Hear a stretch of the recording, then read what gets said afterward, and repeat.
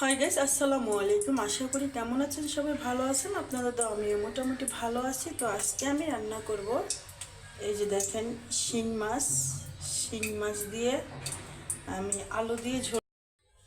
শিং মাছ দিয়ে আলু দিয়ে ঝোল করব। সেজন্য এখানে শিং মাছ আছে, এই যে এখানে আলু কেটে নেওয়া আছে, তারপরে এই যে কড়াইতে তেল দেওয়া আছে।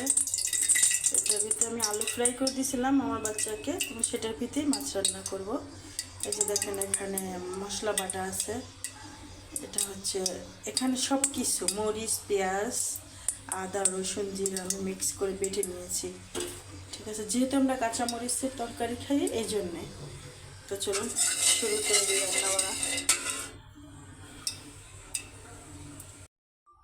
তো গাইস, এবার আমি দিয়ে দেব বেটে রাখা মশলা।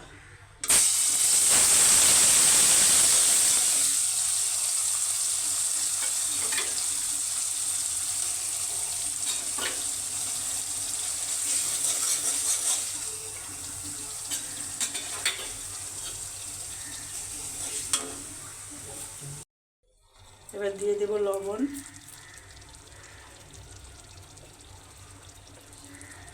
দিয়ে দিচ্ছি পরিমাণ মতো হলুদ, আর একটু হলুদ লাগবে।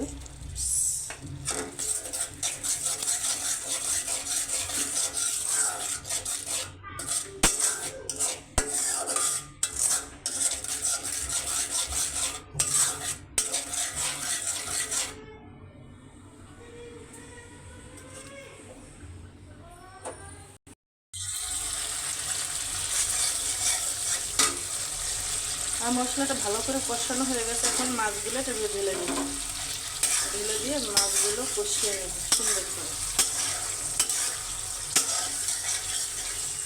হালকা একটা ঢাকা দিয়ে দেবো যাতে মাছটা হালকা একটু মশলা ঢোকে।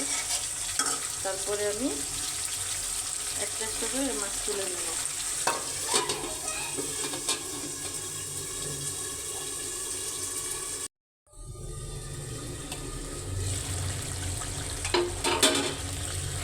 এবার মাছগুলো ভালো করে কষানো হয়ে গেছে। এখন এই মাছগুলোকে আমি একটা একটা করে তুলে নেব। যেভাবে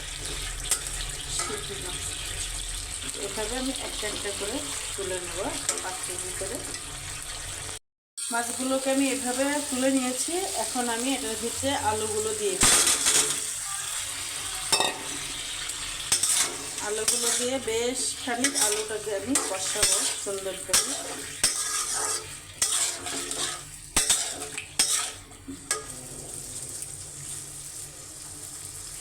আলুটাকে ঢাকনা দিয়ে ঢেকে দেবো।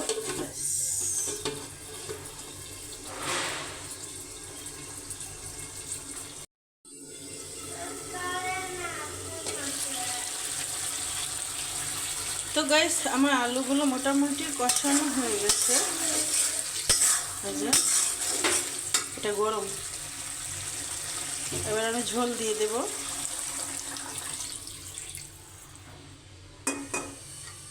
আমি দিয়ে দিলাম ঝোল। ঝোলটা ফুটুক, ঝোলটা ফুটলে মাছটা দিয়ে দেব। ঝোল দিত?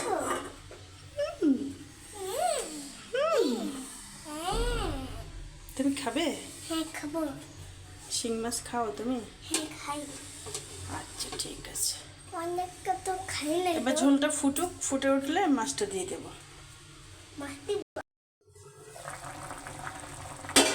গাইস, আমার ঝোলটা ভালোভাবে ফুটে গেছে। এই যে দেখেন, এখন আমি মাছটাকে ঢেলে দেব। এই যে শিং মাছটা আমি কষায় রাখছিলাম, এই শিং মাছটা আমি এখন এইভাবে ঢেলে দেব। এই যে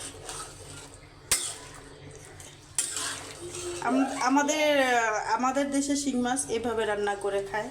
আমরা শিং মাছ কখনো ভেজে খাই না। ঠিক আছে, আমরা শিং মাছ কখনোই ভাজি না। কাদের দেশে কিভাবে রান্না করে আমি জানি না, আমাদের দেশে এইভাবেই রান্না করে।